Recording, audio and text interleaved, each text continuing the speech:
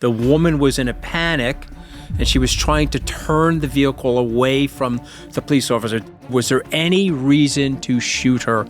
The woman was not armed. That is a cold-blooded murder. There is this common theme that if we use force, it is always justified. Is this fascist behavior, Katty K? We were recording this at 9:21 a.m. and we're already bringing up the F word. Hello and welcome to The Rest is Politics US in another crazy busy week in American politics. I'm Katty K. And I am Anthony Scaramucci. How are you, Katty? Well, I don't know. We're recording this on Thursday, 8th of January. I don't know about you, Anthony, but I'm kind of exhausted by this year already. It feels like we have had a lifetime of news just in the past week. We've had all of the expansion of America's worldview, Stephen Miller's view of the world clearly put on display against perhaps Marco Rubio's. Is America really going to go for Greenland? We'll get a little bit more into that. We're going to talk about Venezuela and Greenland and the foreign policy expansion in the second half, but we're actually going to start the program by turning to Minnesota, where there has been this ICE shooting in Minneapolis and the kind of outrage and the protests that are spreading around the country because of that. This shooting, I think, in Minneapolis is getting so much attention in the United States, understandably. And a quick kind of rundown of what's happened. You've had an ICE agent who has shot and killed a woman called Renee Nicole Good. She's a 37-year-old American citizen, that's key, who had just dropped her 6-year-old son off at school. An eyewitness from the shooting says that she was trying to turn around and an ICE agent was in front of her car.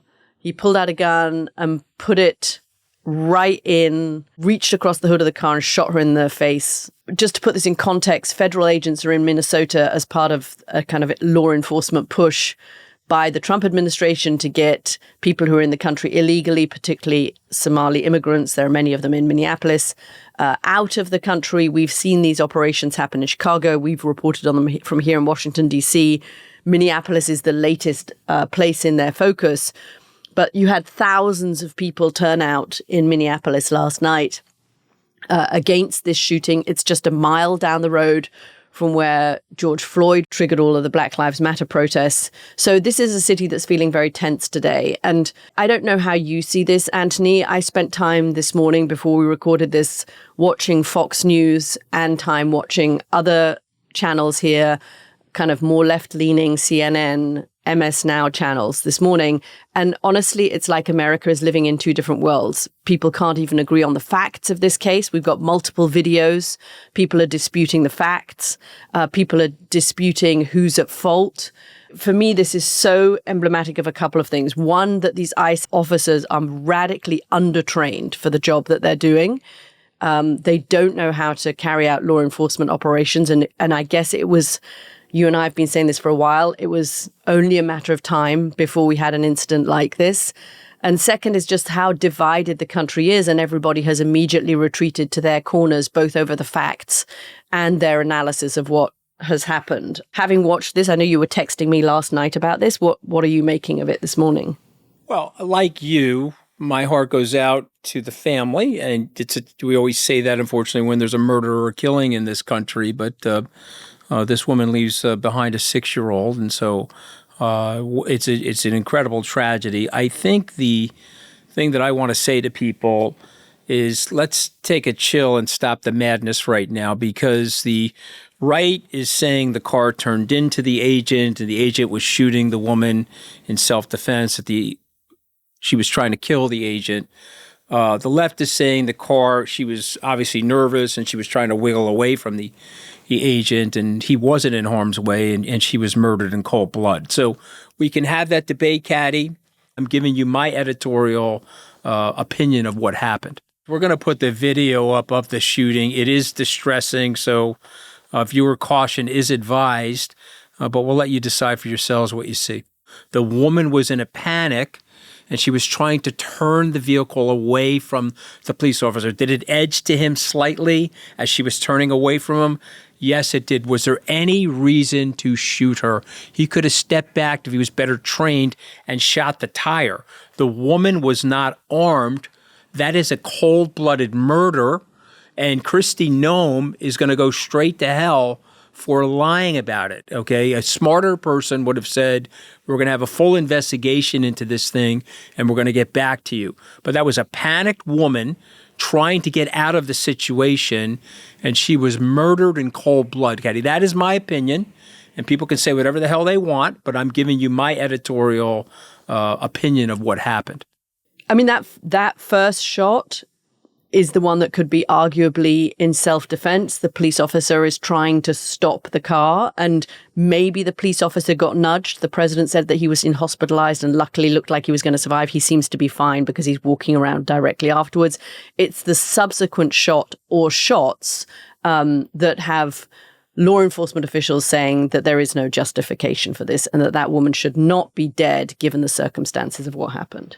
And I am certain that whatever side you are on this debate, I think we're in all general agreement that this is an unspeakable tragedy. So if you want to just step back for a second and talk about presidential leadership and the aura or the stench that somebody is giving from the Oval Office, let's talk about that and how it relates to this shooting.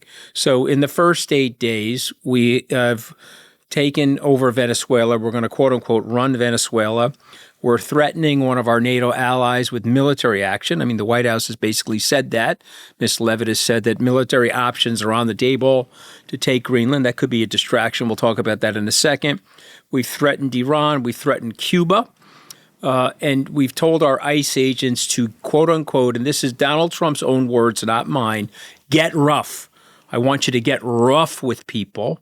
And you and I both know that they've flooded the zone with these ICE agents, many of which have not been trained properly, and they're inexperienced in these very volatile situations. So, yeah, I mean, really not been trained. They've cut the training from 6 months to 6 weeks. Yeah, and so this is an example of everything that's going on right now, Katty. And so I'm just going to say one last thing, get you to respond to it. This sucks from a presidential leadership point of view. Okay, this is absolutely reprehensible that you have a leader of supposedly the free world that doesn't understand the mantle of his leadership and is not figuring out a way to dial down the rhetoric. At the same time, all of this is happening. Okay, he wants a $1.5 trillion military buildup, and he wants to build the dream military. So my question back to you, is this fascist behavior?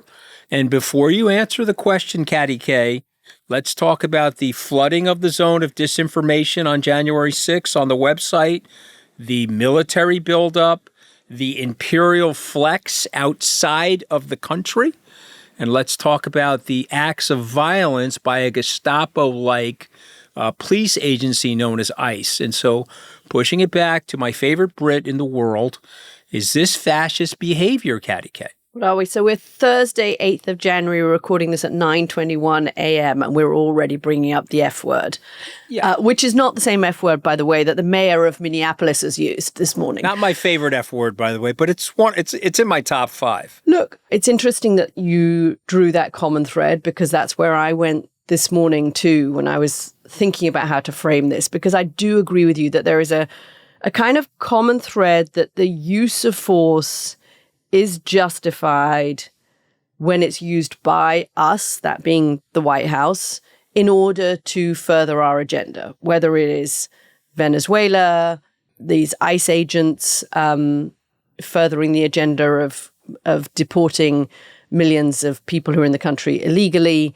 whether it is the threat against Greenland. And I agree with you, actually. I think it's so interesting that you bring up and I'd encourage everyone to go to the White House's new webpage describing the events of January the 6th, which completely retell history and blame this entire action of January the 6th actually on the kind of federal agents who were there, saying that they kind of started all of this. It's a stunning rewriting of the events that we all watched on our, don't believe your lying eyes, but I was there watching it, you were there watching it, and this is a rewrite of it.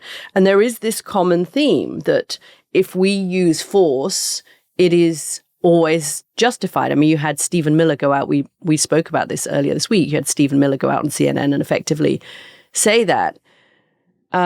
So I think you're right that there's a common theme. We can have a debate another time about the use of the word fascist and whether it describes a specific ideology. But there is a real flex going on. And you're seeing it in the response to this shooting in Minneapolis with Kristi Noem, the Secretary for Homeland Security, going on television within seconds before she had any of the facts around this case, before an investigation is conducted, and saying that this woman is a domestic terrorist and that this was an act of domestic terrorism. She was kind of contradicting one of her own, Tom Homan, who's the border security czar, who was saying, I haven't seen the video yet. There needs to be an investigation, although even he has rowed back.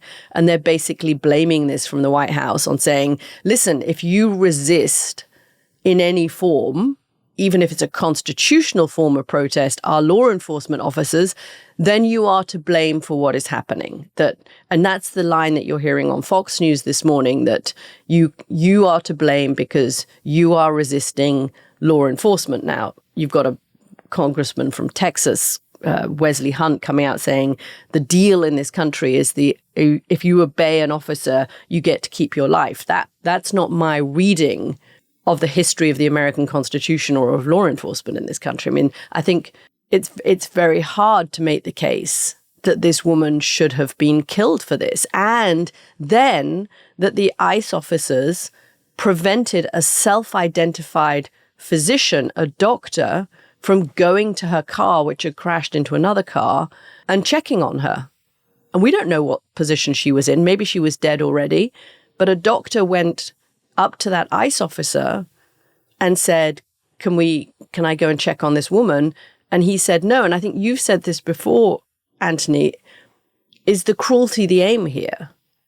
Is that what it is? No, the cruelty is the aim. These are repressed, angry individuals that run the White House, and whatever is bothering them, they want to inflict this pain on the rest of the world. And some of these new ICE recruits are being sent into the field before their security background is cleared. We don't know the situation of this guy, but we don't know who these people are hiring or how they're training them. They get a lot of satisfaction out of human suffering, Katty. But I want to go back to the fascist term for a second, because Simon Cooper, hopefully I'm pronouncing his name right, Kuper, FT, this morning. I'm just going to hold this picture up for people watching on YouTube. That is a picture of Donald Trump dressed like Don Corleone. He says no, he's not a fascist, but he's running the government like a mafia don, and his belief is that the highest human purpose is self-enrichment. And I think it's a very interesting thing. Now, I want to show you something, Katty, and again, people listening, this is a picture of me and Donald Trump from the week that I was in the White House. Can you see that, Katty? That is the New Yorker. And that was going to be the front page of the New Yorker. That's me talking in Trump's ear as a consigliere and Trump as a mafia don. The Trump whisperer back in the day. Trump whisperer. Okay, see that?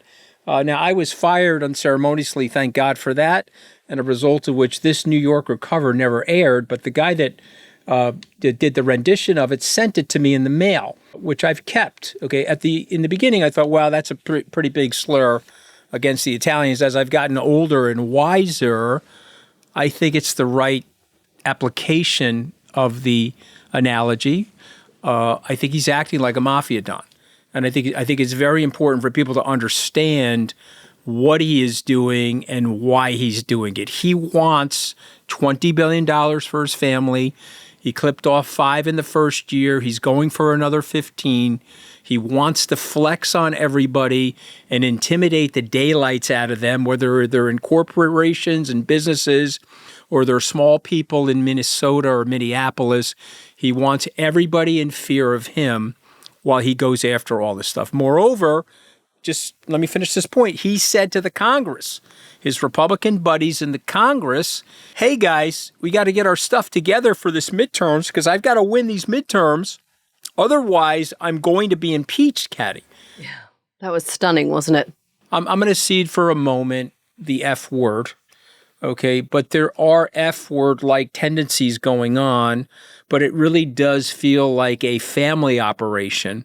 And it really does feel like a family operation with acolytes that are going to do his bidding, okay, while he is in that office. And his job as far as he can tell, is to take as much as possible from everybody. That would mean their sanity.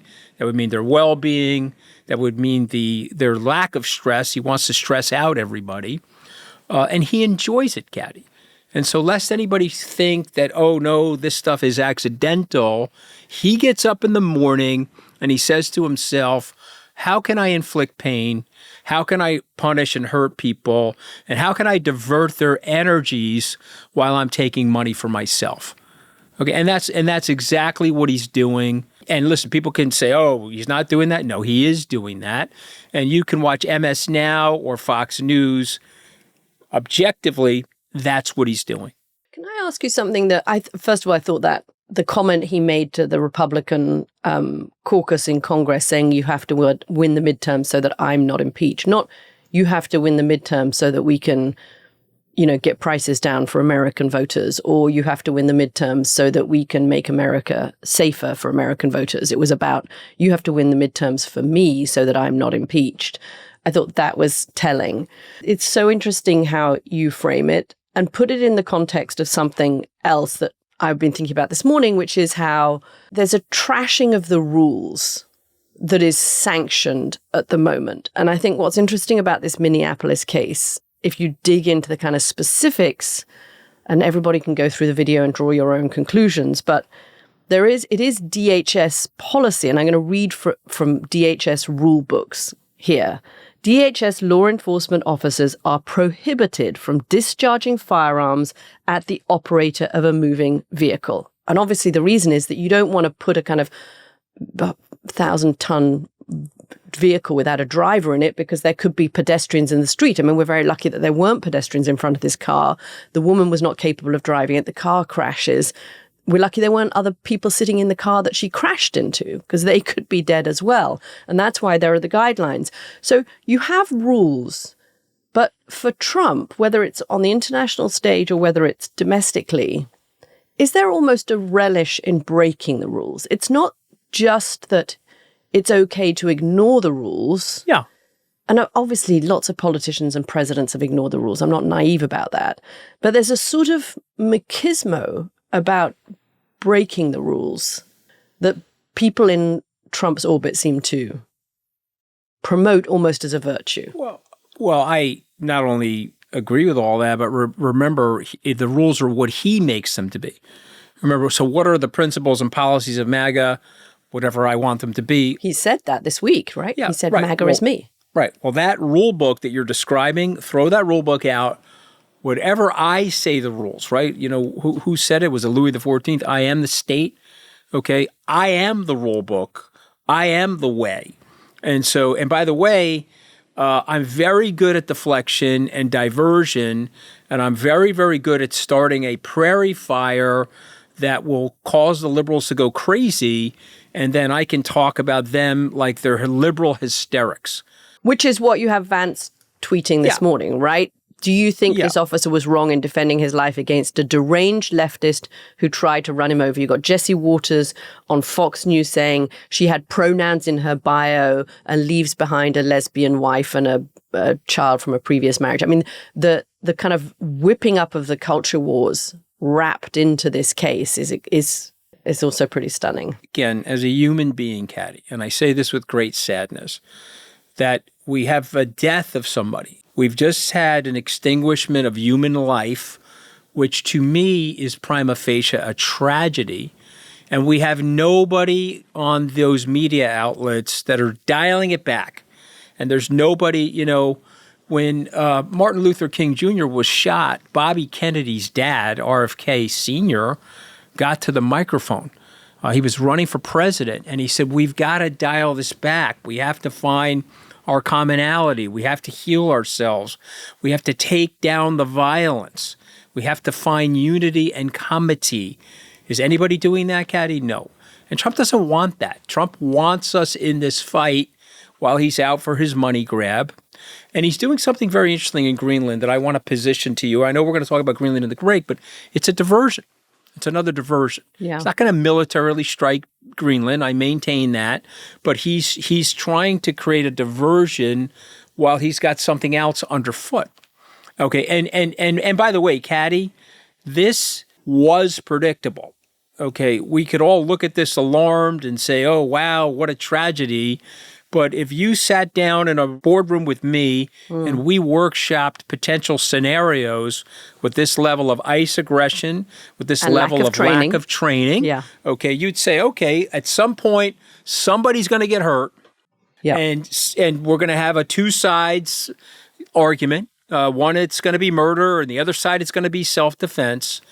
But why are we, who are people, are trying to be a great nation, why are we in the bog? You see, there's an element of us that is knuckle dragging. I get that, and perhaps that is a primordial sense for all of us. But this was, and I believe continues to be, an aspirational country. Okay, this was when I was traveling in Europe with my backpack and I was a student, and Europeans were like, yes, I love America. Someday I want to get there, and maybe someday I'll make my own American dream there. Okay, do we want to fully extinguish that for Donald Trump? Is that what we want to do? And so that's where we are right now. And so Fox doesn't care because they're going to get the people on the right banging the drum while those people are watching like the selling of catheters and walkers and wheelchairs on commercial breaks, interrupted by Jesse saying that nonsense. They'll be like, yeah, that's right. Who cares? That was a lesbian. Let's murder the lesbian. So, and she was a lesbian trying to defend criminal Somalis. Can you believe that? Yeah. And then the left will say, these are thuggish murderers. Now, I don't know the man that pulled that trigger, but I guarantee you that man today is horrified. He can pretend otherwise. He can get all that cognitive dissonance going, that his life was at stake, and try to disclaim it. But in his quiet time, Katty, in his silence, he knows something really bad happened that could have been avoided. I still believe the facts matter because it's the facts that underpin the rule of law. And at some point, all of these laws and regulations and policies are there for a reason. And if you just say none of that matters, then you can have federal officials and law enforcement officials, acting in whichever way they want with absolutely no accountability. And I think then, you have a real problem. We're going to be watching Minneapolis because there are protests there, of course, today. It looks like some of them are turning a bit violent. You've got law enforcement agents firing pepper balls at protesters as we're recording this. I hope it doesn't blow up around the country because I don't think that helps anybody. And I do hope that there is a thorough investigation that people can trust. And I think that is key, that the investigation has to be credible into what actually happened up there. Okay, we're going to take a break and come back and talk about the other enormous story of the week, Venezuela and Greenland. Welcome back to The Rest is Politics US. We're going to get into the latest on Greenland and Venezuela. One thing that struck me this morning, Anthony, is that we have heard an awful lot from J.D. Vance this morning on the situation in Minneapolis. Very long tweets that he is putting out. We've heard very little from him on Venezuela. And I think that points to some kind of splits that we're seeing in the administration over the use of force abroad. There's some reporting that actually J.D. Vance is super excited about the mission in Venezuela and thinks it was an incredible military success and is very keen on military intervention in America's backyard. Stephen Miller is clearly in that camp. But then you have Marco Rubio going down to the Hill, trying to explain what the plan is, perhaps giving the most cogent, and even that's got quite a lot of question marks by it, the most cogent three-part plan for their plans for Venezuela about stabilization and then have some kind of transition. But there's so much happening around Venezuela at the moment and the updates on that. But one thing that is pretty clear, I think at the end of this week, the president gave a 2-hour-long interview to journalists last night from the New York Times, which is a stunning amount of time in my history of covering the White House. It's very rare for a president in the middle of a kind of big crisis and stories to give 2 hours. He gave 2 hours and spent 75% of the time talking about the military operation and the success of the military operation. I think that's why he did the interview. He wanted to tout how successful he had been. He seemed to be kind of jazzed up on that.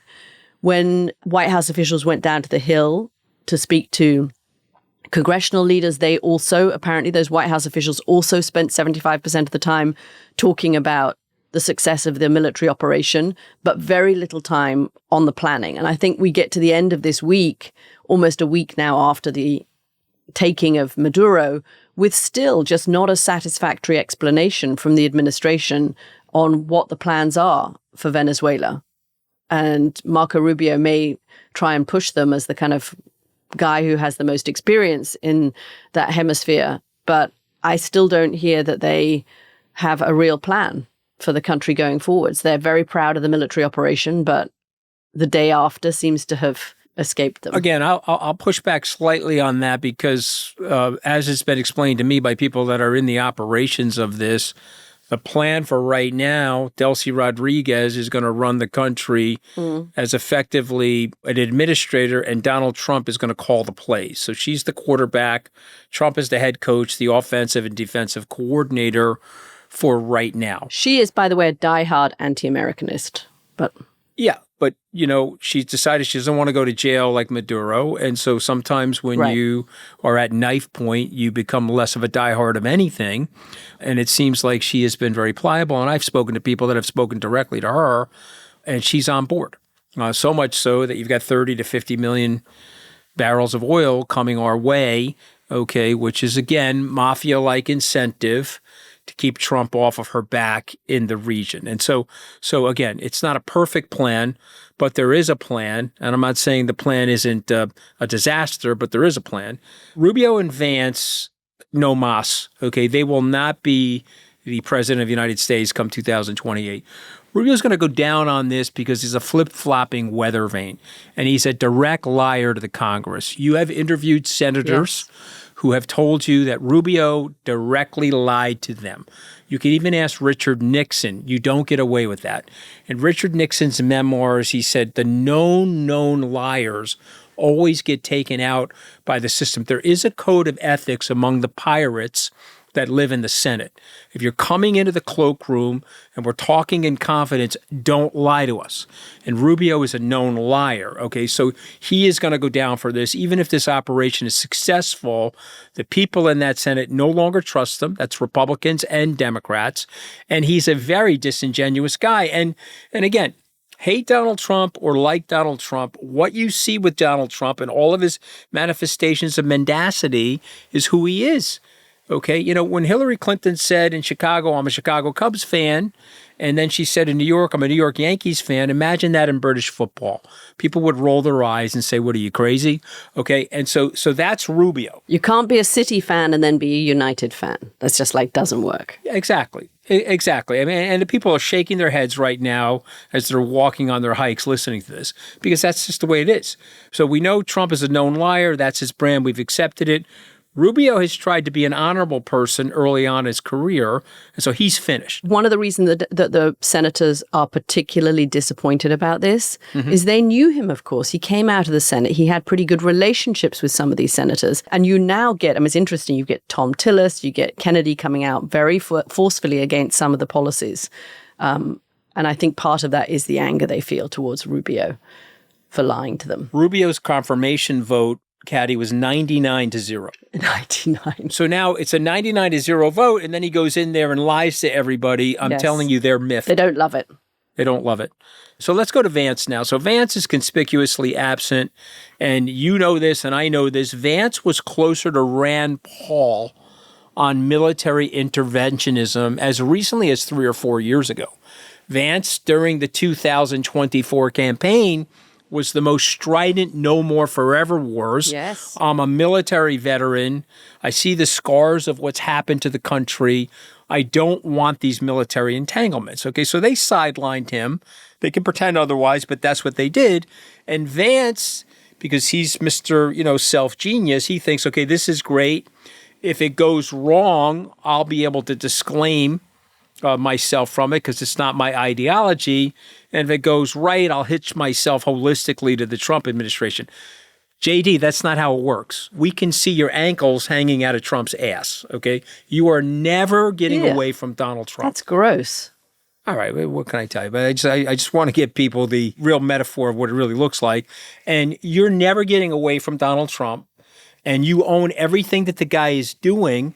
And Katty, this is going to end badly, and those two political careers are going to be extinguished.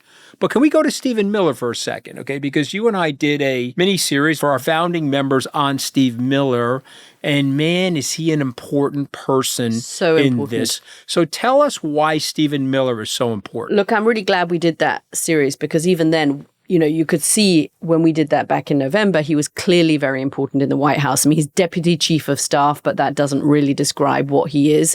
It looks like he may be given a big part of the Venezuela portfolio because Marco Rubio has about 55 other roles that he's trying to do.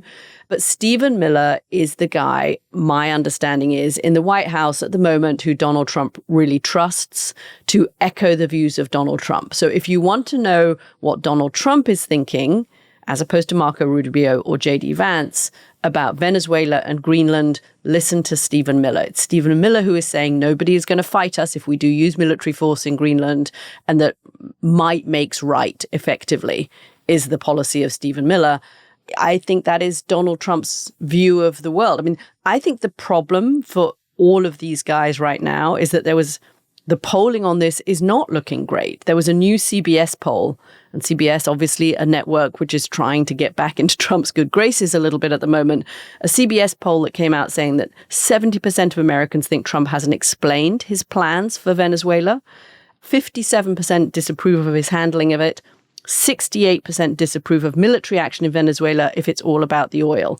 That's big majorities of Americans who are not convinced that this operation in Venezuela is worth doing and don't think they've had it explained to them, either by Marco Rubio, who's trying to do some explaining, and as you say, J.D. Vance is kind of absent on this. But if those numbers were to hold, Anthony, I think this could be a real problem for them, not just in the midterms, but for all of these players like you're suggesting in 2028. I believe this, and I believe that there's a struggle going on inside the White House right now.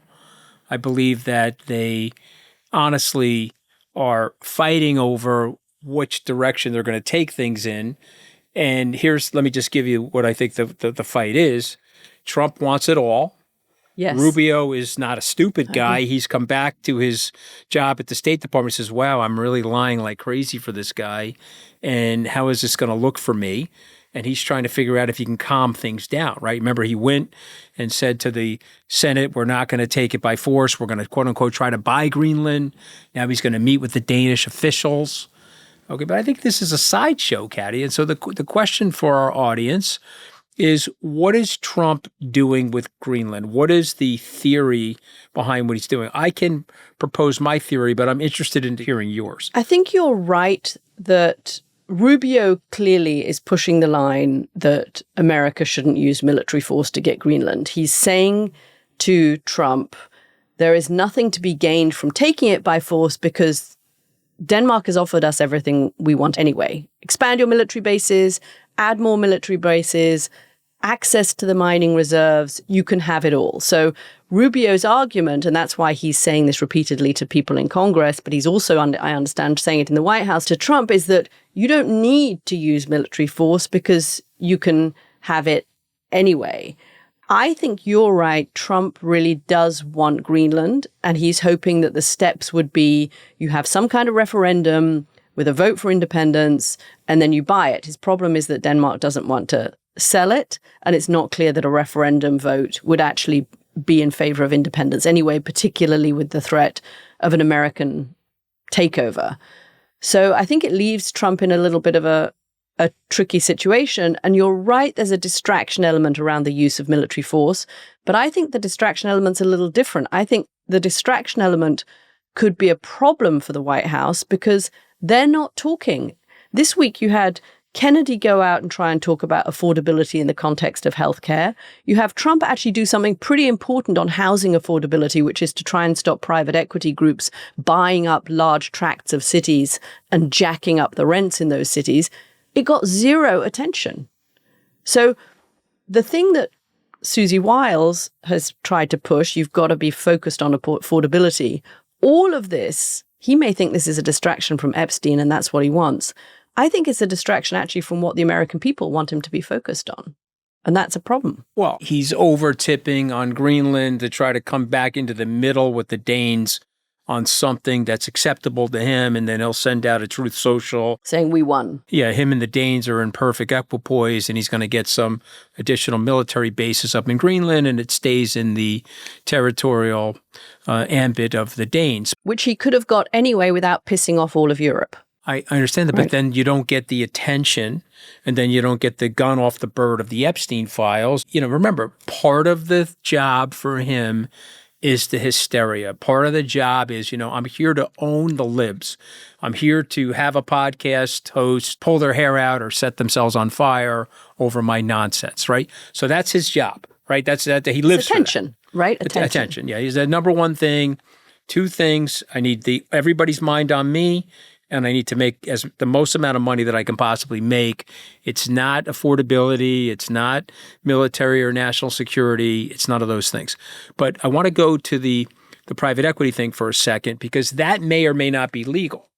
But this is something that we need to explain to people, because both sides are now doing this. Both sides have now decided, the left has decided that capitalism doesn't work and they need more government help to intervene on the capitalists to make things more affordable. Guess what the right has decided, Katty? The right has decided the same thing. Same thing. Well, or the president has decided the same thing. Well, remember, because the president's, again, whatever his philosophy is, or whatever his ideas are, that's what it should be. Dictate what private equity can do, take 10% in a major company. Yeah. Now, he took $17 billion off the market cap of Blackstone yesterday by making that announcement. Now, is it or is it not legal from a property right perspective? Do the private equity people have the right to go into the markets and buy those properties? Okay. Now, from a 900-year precedent in property law, the answer to that is yes. Now, if we're changing that to sort of make things more affordable, is that the right change? You see, I would argue the right change is let's work together to create more disposable income for people, okay, and to create the positive flywheel of consumption and growth and aspirational opportunity for people, as opposed to try to mandate from the government what to do. Donald Trump, the socialist. Yeah, well, that's the irony, the democratic socialist. No wonder he got on so well with Mamdani. And remember, progressivism, okay, was a Republican idea in this country. It started with Teddy Roosevelt, okay, and the two fathers, if we have fathers of the American middle class, two of them are Teddy Roosevelt and Franklin Roosevelt. One was a Republican, one was a Democrat, but they were trying to build a system where there were lots of winners. There were lots of aspirational winners. Does Trump care about that, Katty K? I'm going to answer that.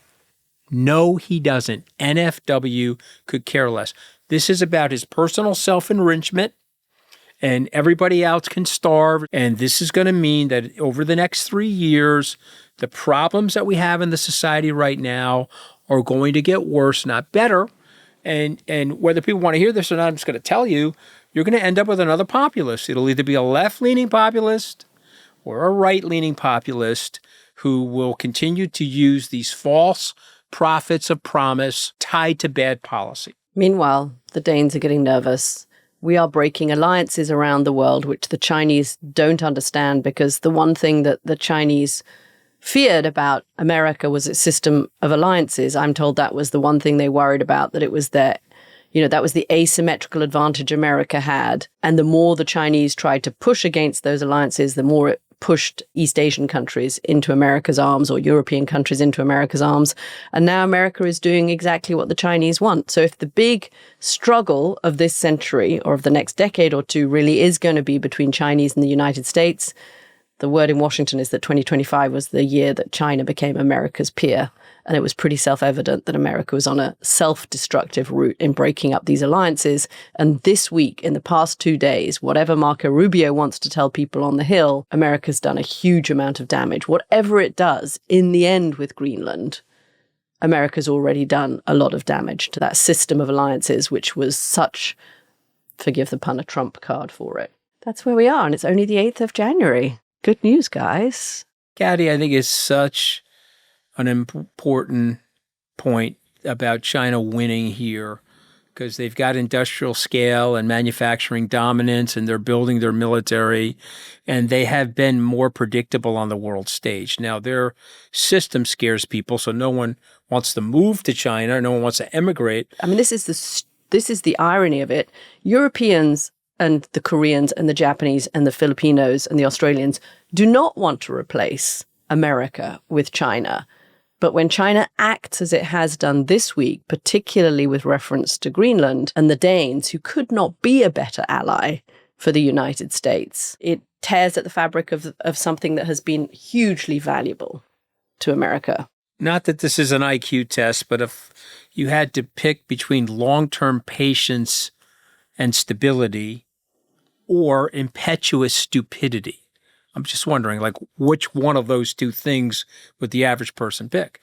I can see that British smirk on your face. I can see you smiling. Look, that's how the Republicans in Congress treat Donald Trump, like he's a kind of recalcitrant child. It's bad, Katty. As we mentioned, all of this talk about Greenland and Venezuela is fueling this kind of civil war with inside MAGA, not just inside the White House where there are tensions, but really you look at MAGA and there is definitely a civil war going on.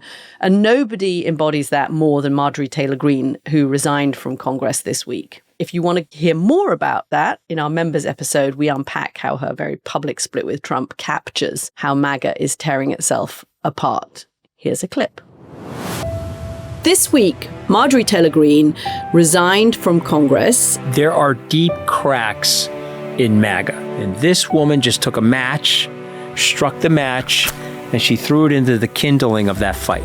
This is the story of how someone who had no early political ambitions was pulled into politics through an attraction to Donald Trump. It's a story of conspiracy theories. It starts off with the QAnon. Online radicalization. The John F. Kennedy plane crash did not happen. Donald Trump is a savior. But loyalty and notoriety only got her so far. Having been the voice of MAGA, as loyal as they come, Donald Trump turns on her. Trump is extremely angry at her. He's furious at her. It was that moment that exposed this big crack with inside the MAGA movement. I do believe that this is a roadmap. I believe that you and I are going to be talking about this as we head into the midterm elections, as people start breaking from Donald Trump that don't want to be attacking Greenland, don't want to be attacking Cuba. She may have been smart to get out. Amen. Guys, I hope you enjoyed that little piece from that episode. If you want to hear more, become a founding member. Sign up at therestispoliticsus.com. Please join us. We have a lot of fun in those special episodes. Bye, everybody. Bye, everybody.